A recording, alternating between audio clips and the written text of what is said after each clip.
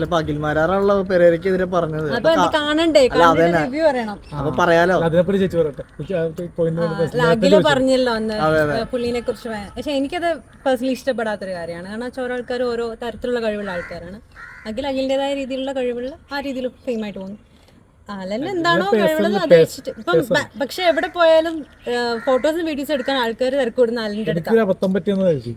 ഈ അഖിലേട്ടനായിട്ട് വലിയ പരിചയം ഇല്ലെങ്കിലും ചെറിയ പരിചയമുണ്ട് എന്ന് പറഞ്ഞാൽ ബിഗ് ബോസ് ഇറങ്ങി പുള്ളി ഹിറ്റായി വിന്നറായി എന്ന് പറഞ്ഞ സമയത്തെ നമ്മളൊരു ആരാധന മൂത്തിട്ട് പുള്ളിനെ കാണാൻ വേണ്ടി പോയി ക്രൗൺ പ്ലാസയിൽ യൂബറെ കുളിച്ച് കാണാൻ പോയത്. എന്നിട്ട് പുള്ളിയോട് അബദ്ധത്തെ ഒരു മീഡിയക്കാരൻ പറഞ്ഞ ചാൻസ് ചോദിക്കാൻ പറഞ്ഞു. ജസ്റ്റ് ചോദിച്ചാൽ മതി എന്ന് പറഞ്ഞു.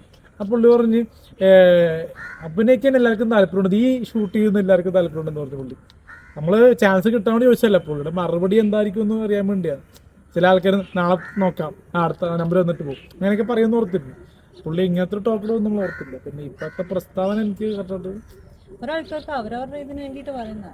പിന്നെ സിനിമ ഈ പറയുന്ന അഖിൽമാരുടെ സ്റ്റേറ്റ്മെന്റ് വെച്ചിട്ടുള്ള ഞാൻ കാണുന്നത്. നല്ല സിനിമയാണെങ്കിൽ മുള്ളൻകൊല്ലി ഞാൻ തിയേറ്ററിൽ പോയി കാണും. അല്ലാണ്ട് അഖില് എന്നെ പറ്റി കുറ്റം പറഞ്ഞെന്ന് പറഞ്ഞ് അഖിലിന്റെ പടം എന്നല്ല, ആരുടെ പടമാണെങ്കിലും നല്ല കണ്ടന്റ് ആണെങ്കിൽ അത് നമ്മൾ കൈയടിച്ച് തിയേറ്ററിൽ പോയി കാണും. അല്ലാണ്ട് അഖിൽ എന്ന് പറഞ്ഞ വ്യക്തിയെ നമുക്ക് പേഴ്സണലി എൻ്റെ പോയിന്റ്സ് പറയുന്നതുകൊണ്ട് വലിയ താല്പര്യക്കുറവുണ്ട് ശരിക്കും. പക്ഷെ അഖിലിന്റെ ചെയ്യുന്ന ആക്ടിങ്, കഥാപാത്രങ്ങൾ അല്ലെങ്കിൽ ഡയറക്ഷൻ വർക്കുകൾ നമ്മൾ മനസ്സിലാക്കിയാൽ മതി. അഖില് പേഴ്സണലി എന്ത് പറഞ്ഞോട്ടെ, അത് എൻ്റെ മാറ്റർ ആണെങ്കിൽ കൂടിയും ചില ആൾക്ക് എന്താ പറയുക, ഓരോരുത്തർക്ക് ഓരോ കാഴ്ചപ്പാടില്ല, ഓരോരുത്തരുടെ കാഴ്ചപ്പാട് അവർ പറയുന്നു.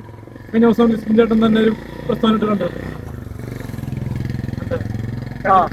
എന്താ പറഞ്ഞെ പറ്റി പറഞ്ഞല്ലേ, എന്താ പറഞ്ഞത് ആ ചോദ്യം അറിയോ? ഇല്ല, അറിയില്ല.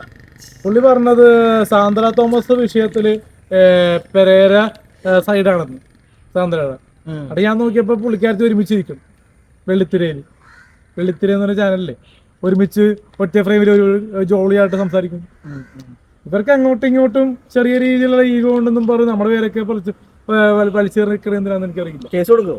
കേസ് കൊടുക്കോ? എനിക്ക് പേഴ്സണലി ഇപ്പൊ ഫിനാൻഷ്യലി കുറച്ച് ടൈറ്റ് ആണ്. അപ്പൊ അത് നമ്മൾ ഇപ്പൊ ലക്ഷങ്ങളൊന്നും സമ്പാദിക്കുന്നില്ലേ, കേസിന്റെ പുറകെ പോകാം.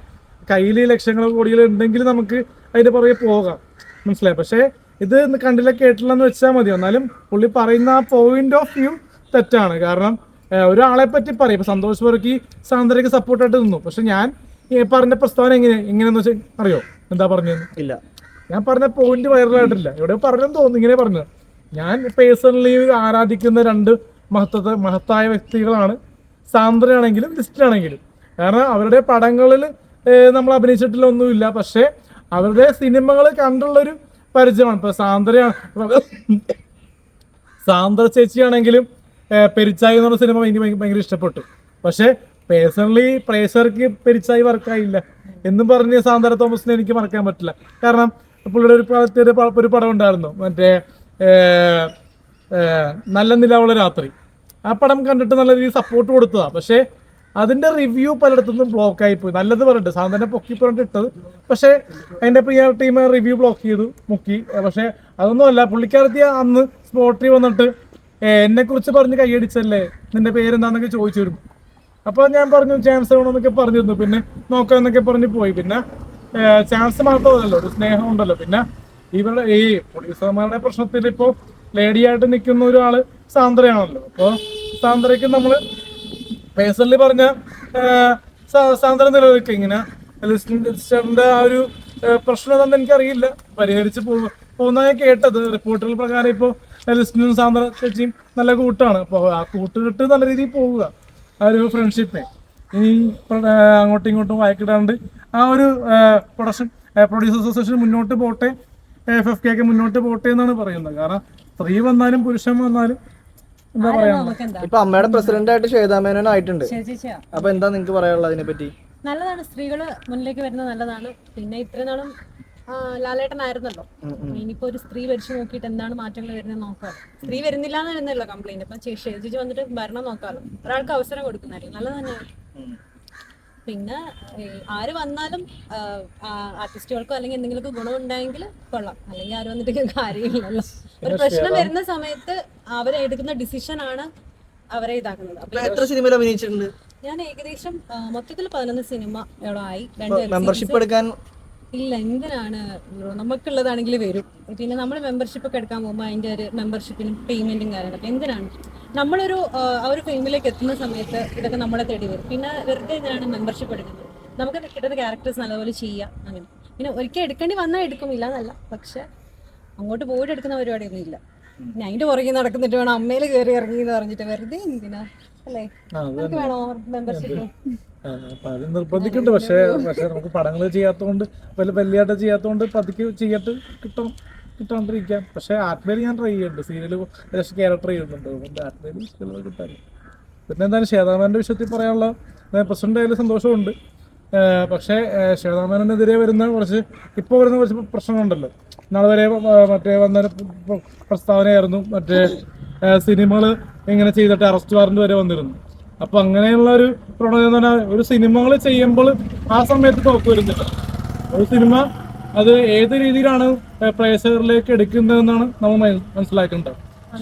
ചേച്ചി ചെയ്യുന്നതാണെങ്കിൽ ഇപ്പൊ ഇൻസ്റ്റാഗ്രാമിൽ ഓരോ താരങ്ങളൊക്കെ ചെയ്തു കൂട്ടുന്ന എന്തോ തുണിയില്ലാതെ ചെയ്യുന്നത്. അപ്പൊ ശ്വേത ചേച്ചി അത്രയും ചെയ്തിട്ടൊന്നും ഇല്ല.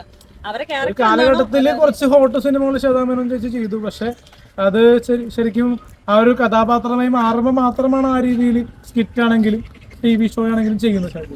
പക്ഷെ നമ്മള് ഒരു ദിവസം ഞാനും സന്തോഷ് വർഗി ചേട്ടനും പുള്ളിക്കാരത്തെ കണ്ടപ്പോൾ വലിയൊരു പുള്ളിക്കാരത്തി ജാടയൊന്നുമില്ല, ഹായ് എന്ന് പറഞ്ഞ് ഷെയ്ക്ക് ഹാൻഡ് കൊടുത്തു, ഫോട്ടോ കൊടുത്തു. ഫോട്ടോ ബ്ലറായി പോയി, ഫോട്ടോ കാറ്റി. പക്ഷെ പുള്ളിക്കാരത്തി ആ ഒരു TV കാണിക്കുന്ന ഒരു പെർഫോമിങ് ആൾക്കാരുടെ അടുത്തേക്ക് പോകുമ്പോൾ കൂളായിട്ട് ഇടപെടുന്ന രീതിയല്ല, കുറച്ചുകൂടി സ്ട്രെയിറ്റ് ഫോർവേഡ് ആണ് ചേച്ചി. കാരണം ഒരു സീരിയസ് ക്യാരക്ടറാണ്. കാരണം എപ്പോഴും ഒരു തമാശ ക്യാരക്ടർ അല്ല. കാരണം ചില കോമഡി സ്റ്റാറിലൊക്കെ വരുമ്പോൾ ചേച്ചി ചിരിച്ചൊക്കെ വർത്താനം പറയുന്ന രീതിയുണ്ട്. അപ്പൊ അത് വെച്ച് നോക്കുമ്പോൾ ഒരു ലേഡി എന്ന നിലയിലും ആർട്ടിസ്റ്റ് എന്ന നിലയിലും ഒരു ബോൾഡ്നെസ് ഉണ്ട്, സീരിയസ്നെസ് ഉണ്ട്. അപ്പൊ അതുകൊണ്ട് അമ്മയിൽ മെമ്പറായിട്ടും ഇപ്പോ പ്രസിഡന്റായിട്ടും നിൽക്കുന്നതിൽ എന്തായാലും സന്തോഷമുണ്ട്. അതിനെക്കുറിച്ച് അല്ല ചേച്ചി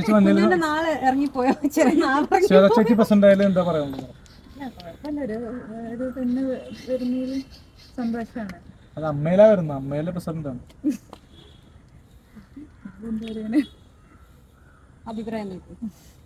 അല്ല എന്തായാലും നിങ്ങൾ മറ്റേ സിനിമയായിട്ട് വർക്ക് ചെയ്യാത്തതുകൊണ്ടായിരിക്കും ഒരു അഭിപ്രായം ഇല്ലാത്ത. ഓരോരുത്തർക്ക് ഓരോ അഭിപ്രായം ഉണ്ടെന്നൊക്കെ പറയുന്നു. പല തോന്നാണ്.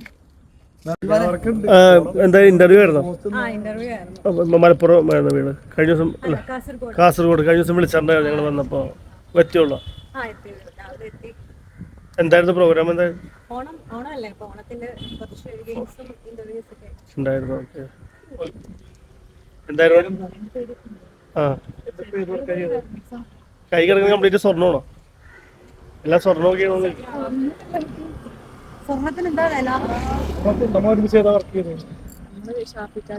ഷാഫിക്കാടെ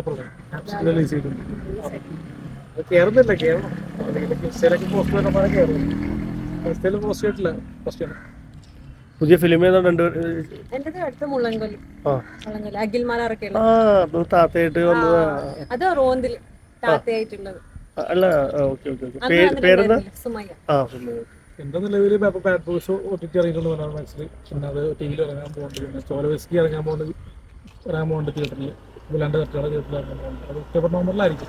സെൻസറിങ് കഴിഞ്ഞെന്നൊക്കെ പറഞ്ഞത്. ചോലവെസ്കി ഒരു കള്ളാണ്. അപ്പൊ അതിന്റെ ഒരു കള്ളുകുടിയന്മാരുടെ കഥയാണ്. അപ്പൊ ഞാൻ കുടിച്ചിട്ടില്ല, കുടിക്കേണ്ട അഭിനയിച്ചാൽ. പിന്നെ കുറച്ച് സീരിയലൊക്കെ കമ്മിറ്റ് ഉണ്ടാക്കി ഇറങ്ങാനുണ്ട്.